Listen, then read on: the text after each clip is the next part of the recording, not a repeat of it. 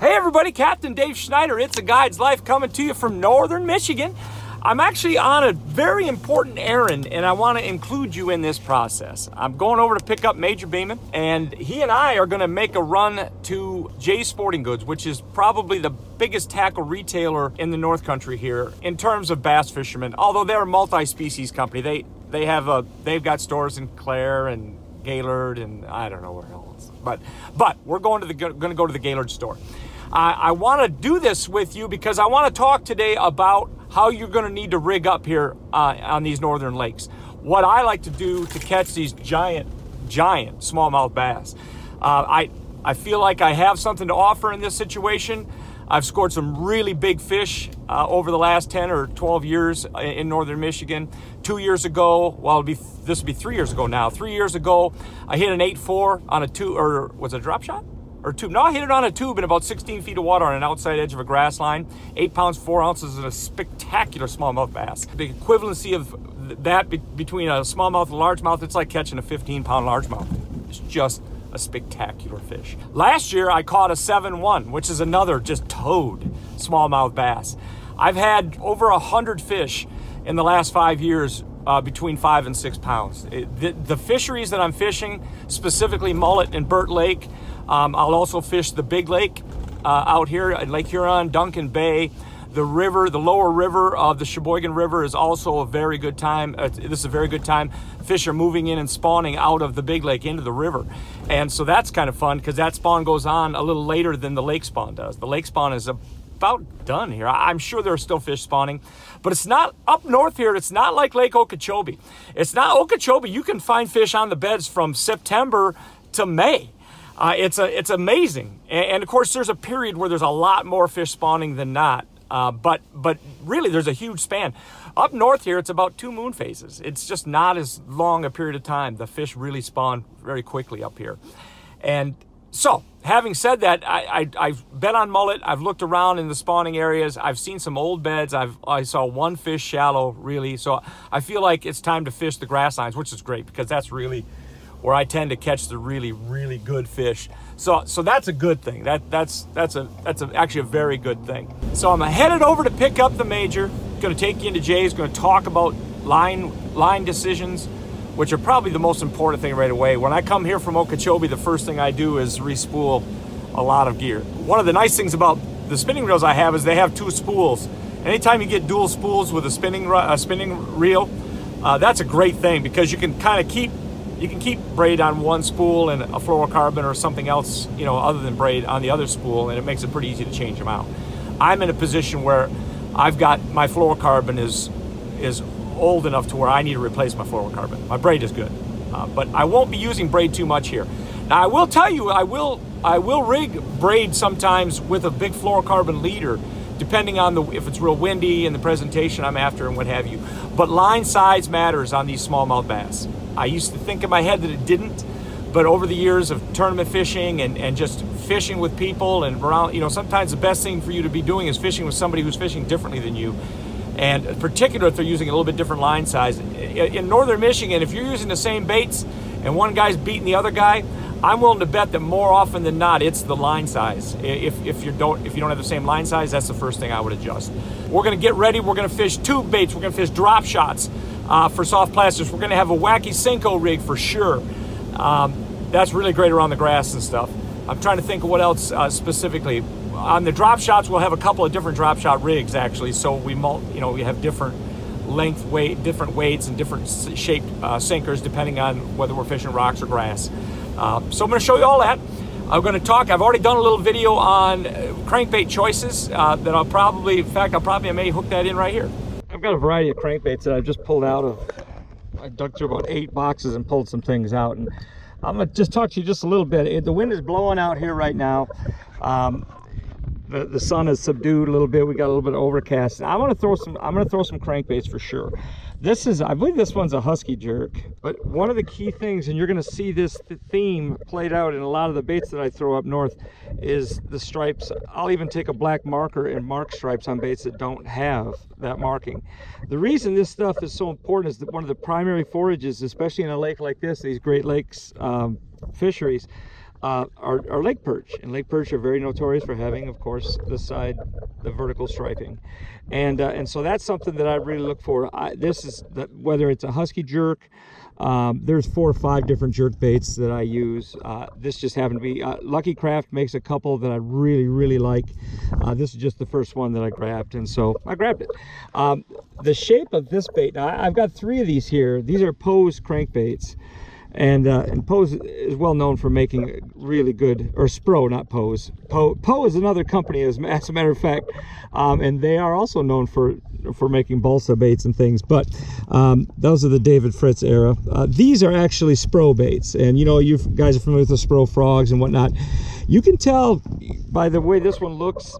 This is a bait that has caught a lot of fish. This is actually a tournament bait. This is a bait that I keep separate from other baits, oftentimes because I don't want to throw it unless the chips are down. But it is just, for whatever reason, this particular one seems to get more bites, and I'm actually going to tie that one on, and we're going to start with that one today. These are just a couple of other examples. Fire Tiger, of course. The problem with Fire Tiger, it does have the right stripes on them, but the problem is that sometimes it's just too bright.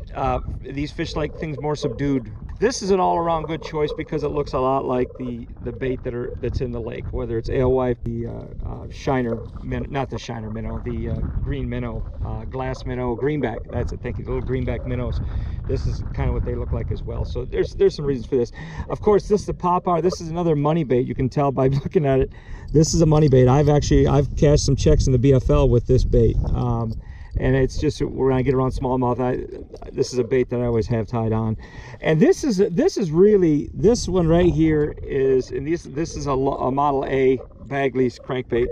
But this is like a fish finder out on these flats. This area I'm in right here, guys. It's just a huge flat. We're sitting at about 6 or 7 feet of water right now. And of course, as you go towards the shoreline here, you can see that it goes right up to shoreline. There's no discerned break. It's just a sloping edge, and this whole bay, this is the north end of the lake here. This whole bay is just one big slope that goes from out in the middle where it's about, there's some 40 foot of water out here in this bay in areas, but it just gradually slopes up to the shoreline, and those are key places for spawning fish. But it's a place where you want to go back and forth on it. And I'm going to show you later on how I go about finding the fish with my electronics out here, because there's some telltale things that you can find, specifically rocks and wood that's in the bottom that's on the bottom. But this will allow you to cover water while you're covering water. And this one here digs about 8 feet. It's going to dig down in the rocks. Of course, it's a crayfish pattern. The crawdad is probably the crayfish, the goby, and you know, that greenback minnow. These are the biggest forage items in the lake, and of course it used to be crayfish. Again, alewife, there are smelt in the lake as well, but anyway, so that's my crankbait selection. I'm actually going to put this on, I'm going to put this on, and I'm going to start with that. So you can see that I'm top water, mid-range. This dives to about 5, and then something to dig down a little deeper, and that's what I'm going to start with here, guys.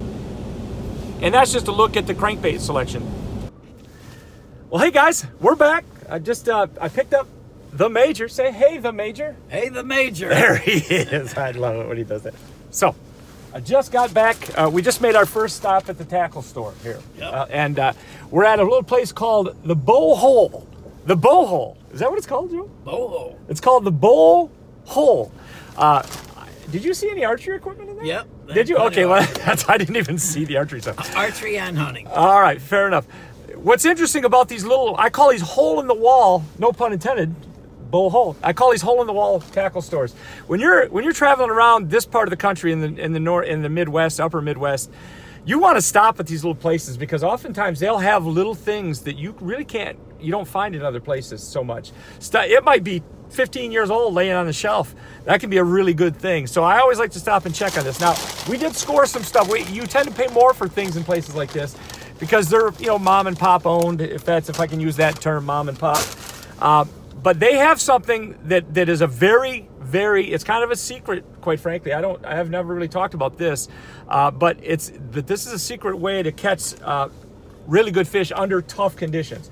I'm talking about situations where you're covering large rocky or even grassy flats, particularly for smallmouth here, or largemouth in northern Michigan, but particularly for smallmouth. When you have open areas, I like to throw what's called just a pre-rigged worm. This is the pre-rigged worm right here. This particular one, we used to call them K&E worms or cream worms. This one's made by Bass Stopper, and they've got a little scent on them. But guys, what this is, and I'll tell you how I rig it. What this is, it's a wonderful little spinning, twisting, nightcrawler looking deal. It's got a leader that's built in. It's got a leader right here, somewhere right here. The leader's wrapped around it here, but it's got a, there's the leader, okay. It's got a leader on it that you can just connect to. Sometimes what I'll do is I'll back it all the way in and I'll tie a heavier line to the front hook. I'll actually do that because this tends to be monofilament. Those are sharp little hooks.